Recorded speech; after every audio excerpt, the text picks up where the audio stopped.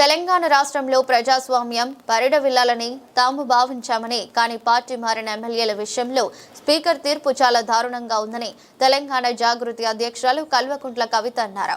ఫిరాయింపుల ఎమ్మెల్యేలపై స్పీకర్ ఇచ్చిన తీర్పుపై తాజాగా కవిత స్పందిస్తూ ఆ ఎమ్మెల్యేలు పార్టీ మారారని అందరికీ తెలుసని, కానీ ఆధారాలు లేవని స్పీకర్ అనడం విడ్డూరమని ఎద్దేవా చేశారు. ఇది ఖచ్చితంగా రాజ్యాంగాన్ని అపహాస్యం చేయటమే అని విమర్శించారు. జై తెలంగాణ. అందరికీ నమస్కారం. ఇవాళ తెలంగాణ జాగృతి జనం బాటలో భాగంగా కొత్తగూడెం జిల్లాకు రావడం జరిగింది. కొత్తగూడెం జిల్లాలో మరి అనేకమైన సమస్యలు ఉన్నాయి. ఒకటెనక ఒకటి ఇవాళ రేపు 2 రోజుల్లో సమస్యాత్మకమైనటువంటి ప్రదేశాలను పరిశీలించడంతో పాటు ఎవరెవరైతే బాధితులు ఉన్నారో వారితో మాట్లాడడంతో పాటు ఓవరాల్గా కొత్తగూడెం జిల్లా అభివృద్ధి మరి ఎక్కడ ఉండే ఎక్కడికి వచ్చింది, ఇంకా ఏం చేయాలనే అన్ని అంశాల మీద మేము కులంకుశంగా ఈ 2 రోజులు పర్యటన చేయబోతా ఉన్నాము.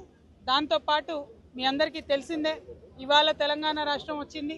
మరి తెలంగాణ రాష్ట్రంలో ప్రజాస్వామ్యం పరిడవిల్లాలని అనుకున్నాం. కానీ నిన్న స్పీకర్ గారు ఇచ్చినటువంటి తీర్పు ఏదైతే ఉందో అది చాలా దారుణంగా ఉంది. ప్రతి ఒక్కరికి తెలుసు ఆ ఎమ్మెల్యేలు మరి బీఆర్ఎస్ పార్టీని విడిచిపెట్టి కాంగ్రెస్ పార్టీకి వెళ్ళారని. అయినా సరే స్పీకర్ గారు ఎటువంటి ఆధారాలు లేవని చెప్పడం అంటే నిజంగా కూడా చాలా దారుణం. రాజ్యాంగాన్ని అపహాస్యం చేయడమే నేను బలంగా నమ్ముతున్నా. ఏ పార్టీలోంచి ఏ పార్టీలోకి వెళ్ళారు అన్నది కాదు. పార్టీలు మారినప్పుడు నైతికతను ప్రదర్శించాలి, రాజీనామాలు చేయాలి. నేను బీఆర్ఎస్ పార్టీ నుంచి నన్ను సస్పెండ్ చేసిన తర్వాత నేను రాజీనామా చేశాను. ఇంకా కాంగ్రెస్ పార్టీ అదేవిధంగా చైర్మన్ గారు యాక్సెప్ట్ చేయలేదు, కానీ నేను రాజీనామా చేశాను. ఎందుకంటే ఒక పార్టీ నుంచి వచ్చినటువంటి ఒక పదవి ఆ పార్టీ మారితే కనీసం ఆ పదవి వదిలిపెట్టే అంత నియత అనేటటువంటిది ప్రతి ఒక్కరికి ఉండాలి. అట్లా కాకుండా స్పీకర్ గారే వారికి వత్తాసు పాడడం, మరి ఎమ్మెల్యేలందరినీ కాంగ్రెస్ పార్టీ రక్షించడం అంటే చాలా అన్యాయం. ఇట్లా ఒక్కొక్కటి వ్యవస్థలను దెబ్బతీసుకుంటూ పోతే ఫ్యూచర్లో పిల్లలకి ఎటువంటి ప్రజాస్వామ్యక విలువలు లేకుండా ఉండేటటువంటి రాష్ట్రం తయారవుతుంది. దానివల్ల అల్టిమేట్గా పేద ప్రజలకే నష్టం జరుగుతుంది. దీన్ని తెలంగాణ జాగృతి తీవ్రంగా వ్యతిరేకిస్తున్నది. స్పీకర్ గారి నిర్ణయం సరైనది కాదు అని మేము బలంగా భావిస్తూ ఉన్నాం. అదేవిధంగా అనేక అంశాలు ఉన్నాయి. ఒక్కొక్క అంశాలను మేము ప్రజల్లోకి తీసుకెళ్తాం. ప్రధానంగా కాంగ్రెస్ పార్టీ ఇచ్చినటువంటి హామీలు ఏవైతే ఉన్నాయో 2500 రూపాయలు ఇస్తామని చెప్పారు.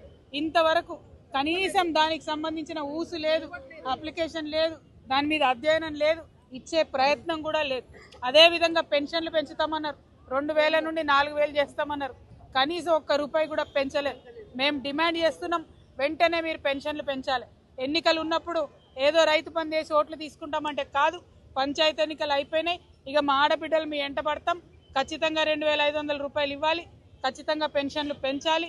18 సంవత్సరాలు దాటిన ప్రతి ఒక్కరికి కూడా మీరు బతుకమ్మ చీర ఇచ్చేది ఉండే, ఇవ్వలేదు. గ్రూపులలో ఉన్న మహిళలకు మాత్రమే చీరలు ఇస్తామని చెప్పారు. ఇది చాలా అన్యాయం. మరి గ్రూపులలో లేని మహిళల ఓట్లు వద్దా అని కూడా మేము మిమ్మల్ని అడుగుతా ఉన్నాం.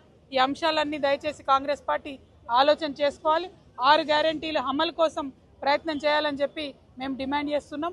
మరి కొత్తగూడెంలో మాకు వీరన్న గారు అట్లానే తమ్ముడు నిమ్మ జగదీష్ ఆధ్వర్యంలో ఇవాళ కార్యక్రమాన్ని చాలా ఘనంగా ఏర్పాటు చేసుకున్నాం. ఇదే విధంగా కొత్తగూడెం జిల్లా మొత్తంలో ప్రతి గ్రామంలో ప్రతి చోట కూడా జాగృతి జెండా ఎగరేస్తామని చెప్పి కూడా ఈ సందర్భంగా తెలియజేస్తా ఉన్నాం. జై తెలంగాణ, జై జాగృతి. మీకు ఎప్పుడు పెడతాం ఏంటని ప్రజల మధ్యలోనే ఉన్నాం, ఇక ముందు కూడా ఉంటాం. ప్రజలకు పనికొచ్చేటటువంటి పనులు, ప్రజలకు ఎప్పుడు ఇబ్బంది వచ్చినా వాళ్ళ పక్షాన ఉండి పోరాటం చేసిన సంస్థ మాది కాబట్టి ఖచ్చితంగా ప్రజల మధ్యలోనే ఉంటాం. Thank you.